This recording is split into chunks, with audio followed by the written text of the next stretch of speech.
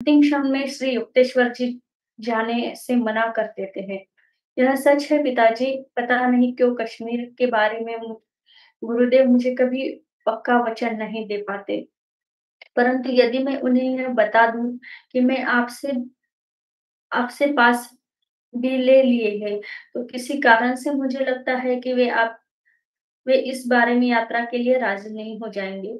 पिताजी को उस समय तो पूरा विश्वास नहीं हुआ, परंतु दूसरे दिन कुछ हास्य विनोद के कटाक्ष करने के बाद उन्होंने मुझे 6 पास और 10-10 रुपए के नोटों की एक गड्डी थमा दी और साथ में कहा, "मैं नहीं समझता कि तुम्हारी काल्पनिक यात्रा के लिए इस प्रकार के प्रत्यक्ष सहारों की कोई आवश्यकता पड़ेगी, परंतु फिर भी इन्हें अभी रख लो।"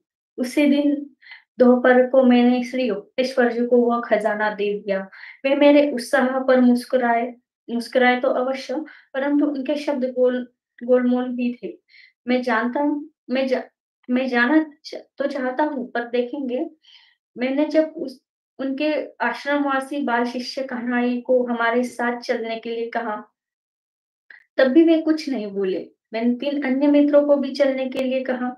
राजेंद्र नाथ मित्र, जतिन आडी और एक अन्य लड़का। हमारे प्रस्थान के लिए अगले सोमवार का दिन तय किया गया।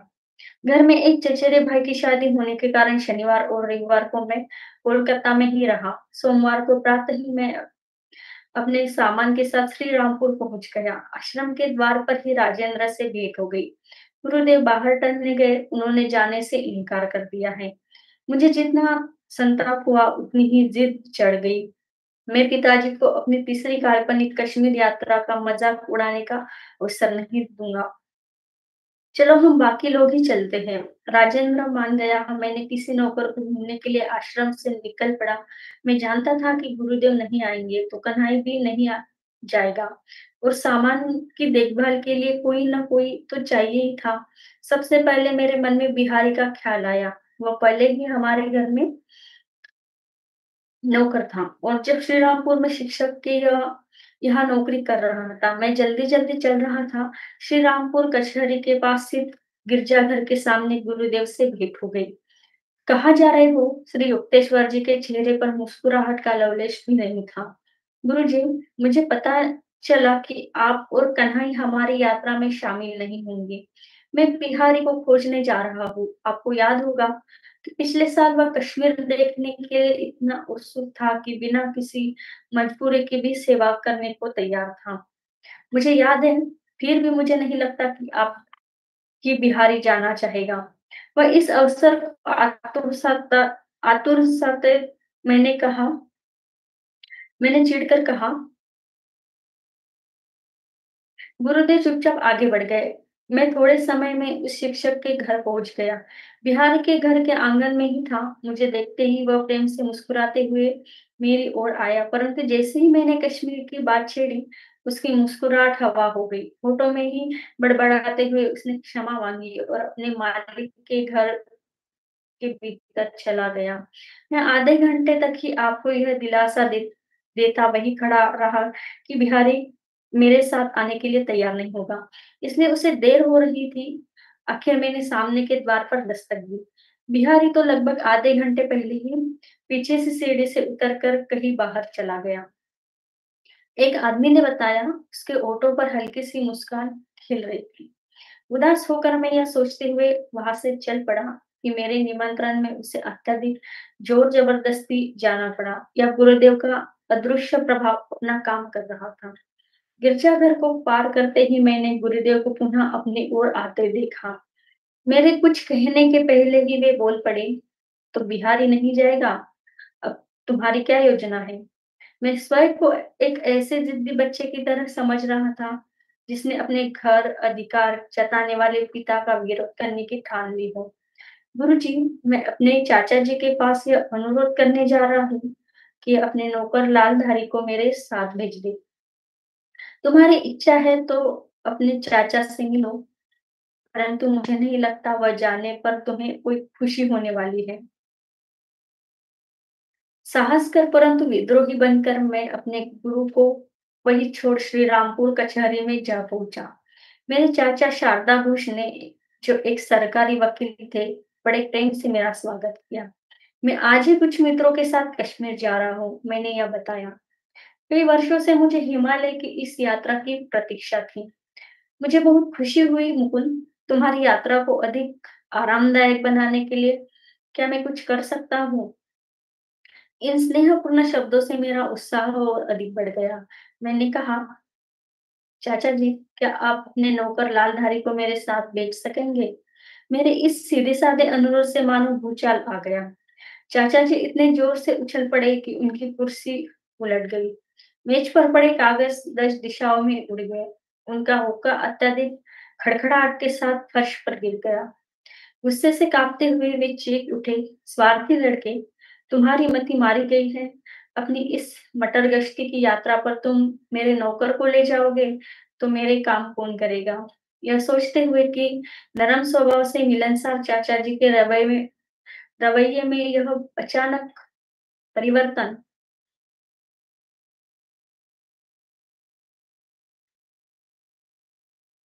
अनेक अगम्य रहस्य से परिपूर्ण दिन का एक और गूढ़ रहस्य है। मैंने अपने विस्मय को भी भीतर ही दबा लिया। जिस चाल में मैं कचहरी से बाहर निकला, उसमें गरिमा की अपेक्षा शीघ्रता अधिक थी। मैं आश्रम लौट आया, जहाँ मेरे मित्रगण एकत्र होकर आस लगाए बैठे थे। मैंने मन में यह विश्वास अब जोर पकड़ता जा रहा था कि गुरुदेव के इस रवैये के पीछे कोई समुचित परंतु अत्यंत गहन उद्देश्य अवश्य है। अपने गुरु की इच्छा को विफल करने का प्रयत्न करने के पश्चात से मेरा मन ग्लानि से भर आया। मुकुंद, क्या तुम थोड़ी देर मेरे साथ यहाँ रहना नहीं चाहोगे? श्री युक्तेश्वर जी पूछ रहे थे। राजेंद्र और बाकी लोग अभी आगे जाकर कोलकाता में तुम्हारे लिए रुक सकते हैं। कोलकाता से कश्मीर के लिए शाम को छूटने वाली अंतिम गाड़ी पकड़ने के लिए फिर भी बहुत समय मिलेगा। गुरुदेव, मैं आपके बिना नहीं जाना चाहता, मैंने विवश मन से कहा। मेरे मित्रों ने मेरी इस बात को कोई और ध्यान नहीं दिया। उन्होंने एक घोड़ा गाड़ी मंगाई और अपने सारे सामान सहित वे चल गए। कन्हैया और मैं चुपचाप अपने गुरुदेव के चरणों में बैठ गए। आधे घंटे तक सब मौन बैठे रहने के बाद गुरुदेव उठे और दूसरे तल्ले के भोजन कक्ष में और चल दिए। कन्हई, मुकुंद का खाना परोस दो, उनकी ट्रेन का समय हो रहा है। कम्बल के आसन पर उठते ही अचानक मुझे भयंकर मिचली आने लगी और पेट में मरोड़ के साथ भयंकर शूल उठने लगा। ऐसा लग रहा था मानो पेट में छुरियां चल रही हो। यातना की इतनी तीव्र थी कि मुझे ऐसा लग रहा था जैसे किसी ने मुझे अचानक दारुण नरक कुंड में फेंक दिया है। अंधे की भांति हाथ से टटोलते हुए लड़खड़ाते कदमों से मैं अपने गुरुदेव की ओर बढ़ने लगा और उनके सामने जाकर ठहर गया। भयानक एशियाटिक कालस के सब लक्षण प्रकट हो गए थे। श्री युक्तेश्वर जी और कन्हई मुझे उठाकर बैठक खाने में ले गए। भीषण वेदना से तड़पते हुए मैं चीख उठा, गुरुदेव, मैं अपना जीवन आपके चरणों में समर्पित करता हूँ। और उस समय मुझे सचमुच ऐसा लग रहा था, जीवन का सागर मेरे देह किनारे से दूर जा रहा था। श्री युक्तेश्वर जी ने मेरा सिर अपनी गोद में रख लिया और अत्यंत कोमलता से उसे सहलाते हुए बोला, अब तुम्हें पता चल गया कि इस समय तुम यदि अपने मित्रों के साथ स्टेशन पर होते, तो क्या होता। मुझे इस विचित्र प्रकार से तुम्हारी देखभाल करनी पड़ी, क्योंकि यात्रा के इस विशिष्ट समय समय के बारे में मेरे निर्णय पर तुम शक किया। आखिर मेरी समझ में आ गया, कदाचित ही सिद्ध पुरुष अपनी शक्तियों का खुला प्रदर्शन करना उचित नहीं समझते। इसलिए उस दिन की घटनाएं किसी भी सामान्य मनुष्य को स्वाभाविक ही जान पड़ती। मेरे गुरुदेव का हस्तक्षेप इतने सूक्ष्म स्तर पर हो रहा था कि उसका पता चलना असंभव था। उन्होंने बिहारी, मेरे चाचा और राजेंद्र तथा अन्य लोगों के माध्यम से अपनी इच्छा शक्ति को अव्यक्त रूप से कार्यान्वित किया था। मुझे छोड़कर शायद हर किसी ने परिस्थितियों को तर्कसंगत और सामान्य समझा था। श्री युक्तेश्वर जी अपने सामाजिक दायित्वों को निभाने में कभी कभी चूकते नहीं थे। अतः उन्होंने डॉक्टर को बुला लाने के लिए और चाचा जी को सूचित करने के लिए कन्हई को भेज दिया। मैंने विरोध दर्शाते हुए कहा, गुरुदेव, मुझे केवल आप ही ठीक कर सकते हैं। मैं किसी भी डॉक्टर की शक्ति से बाहर जा चुका हूँ। मेरे बच्चे, ईश्वर की कृपा तुम्हारी रक्षा कर रही। डॉक्टर की चिंता मत करो, उसे तुम इस अवस्था में नहीं मिलोगे, तुम ठीक हो चुके हो। मेरे गुरुदेव के मुँह से ये शब्द निकलते ही मेरी तीव्र वेदना अचानक गायब हो गई। कमजोरी तो थी पर उठकर बैठ गया। शीघ्र ही एक डॉक्टर वहाँ आए और उन्होंने मेरी जाँच की। तुम्हारा संकट टल गया है, उन्होंने कहा। लैबोरेटरिस्ट के लिए तुम्हारे कुछ नमूने अपने साथ ले जाता हूँ। दूसरे दिन प्रातःकाल ही डॉक्टर जल्दबाजी में आए। मैं स्वचित होकर बैठा हुआ था। मेरे हाथ को पकड़कर धीरे-धीरे थपथपाते हुए उन्होंने कहा, अच्छा, तुम तो इस प्रकार बैठकर गपशप कर रहे हो जैसे मृत्यु तुम्हारे पास फटक ही नहीं। तुम्हारे नमूने के परीक्षण से सब मुझे पता चला चला कि तुम्हें एशियाटिक कोलस हो गया है। तो तुम्हें अभी जीवित देखने की बहुत ही कम आशा मेरे मन में थी। तुम बहुत भाग्यवान हो बच्चे कि तुम्हें रोग निवारण की दैवी शक्ति से संपन्न गुरु मिले हैं। मुझे इस बात का पूरा विश्वास हो गया था। मैं पूरी तरह से सहमत था। जब डॉक्टर निकल ही रहे थे, तो राजेंद्र और आरती दरवाजे पर आ पहुंची। डॉक्टर और मुझे मुरझाए चेहरे पर दृष्टि पड़ते ही उनके चेहरे पर प्रकट रोष के भाव सहानुभूति में बदल गए। जब तुम कोलकाता में ट्रेन के समय पर नहीं पहुंचे तो हमें बहुत गुस्सा आ गया था। तुम बीमार हो गए हो। हाँ, जब मेरे मित्रों ने अपना सामान फिर उसे कोने में रखा जहाँ कल था, तो मुझे हंसी आए बिना नहीं रही। उस प्रसंग के योग्य एक पद में मेरे मुंह से निकल पड़ा। जहाज एक निकला था स्पेन जाने के लिए। वहां पहुंचने से पहले ही विवश हुआ लौट आने के लिए। गुरुदेव कमरे में आए। मैंने स्वास्थ्य लाश करने वाले रोगी को मिल सकने वाली छूट का लाभ उठाते हुए प्रेम से उनका हाथ पकड़ लिया।